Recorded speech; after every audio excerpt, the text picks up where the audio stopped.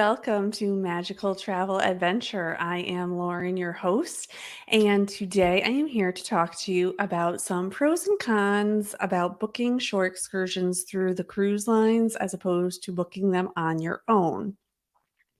So, this can be very different depending on what kind of cruise you're taking, what your experience, and what you're trying to get out of it.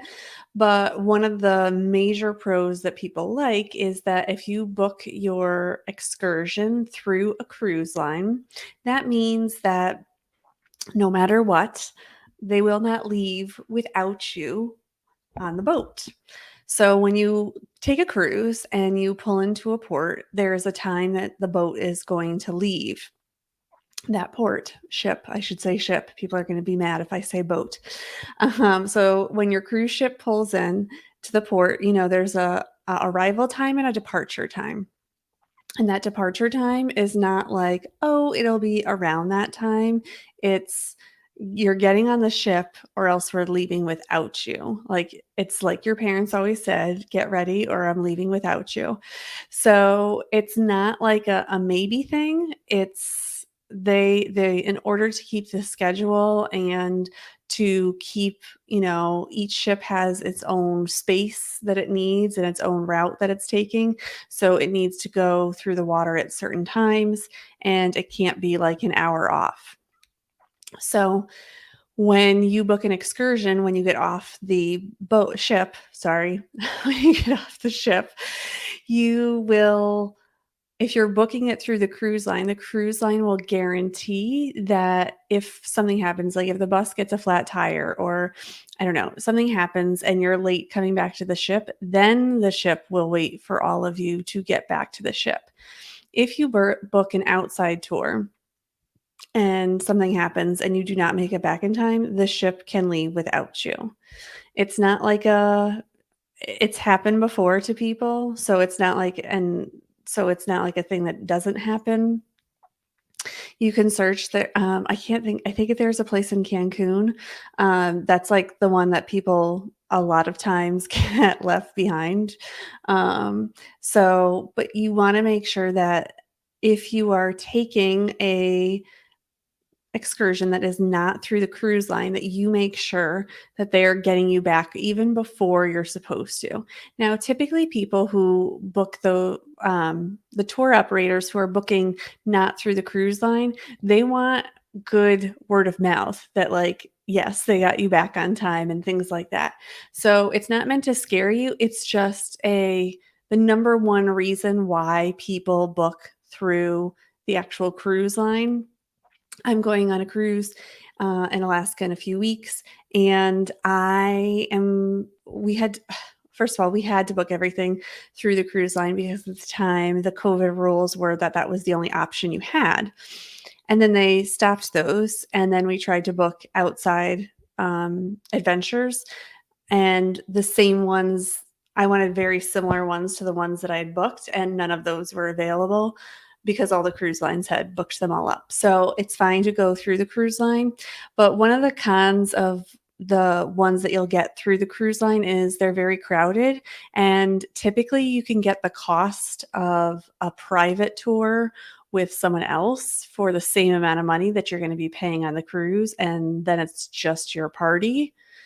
Typically, if you have like 5 people or more, it's the same per person as it would be if you did it with 40 other people or 60 other people or 100 other people that are on the cruise line tour with you.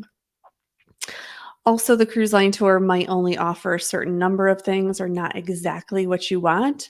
So that's another thing. And still another thing is, we are still in COVID times and getting on another large transportation and just being in a larger group just sets you up obviously for more germs, more things like that. So you kind of have to decide what it is that you want out of the cruise, but there's pros and cons both sides. So if it's a new place and you're really unsure of places, then I would book through the cruise line, and they'll always have great offerings for you.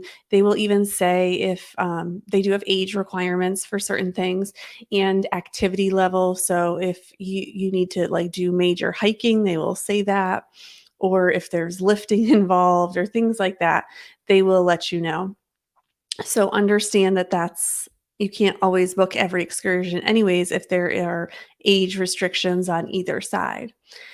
And if you've been to a place before, you also can, find a place that you might want to, maybe you've met someone or maybe you've heard about another excursion and you want to try that. And that's also fine too. You also do not have to book any excursion whatsoever when you get off the boat. You are allowed to just get off and explore on your own. There are still taxis available. There are still ways of getting around. Depending on where you are, there might be Uber or Lyft. So there are ways to get around even if you don't have an excursion, and you can still do things even without a special excursion planned, as long as you can make it back on time to the ship. And that would be the number one thing is before you get off the ship, make sure you know what time you need to be back and try and be back an hour, 90 minutes before that so that you know that you will get back on the ship. And they know that you're getting on and off the ship because you have to have your room key to get on and off the ship, and you scan in and scan out every time.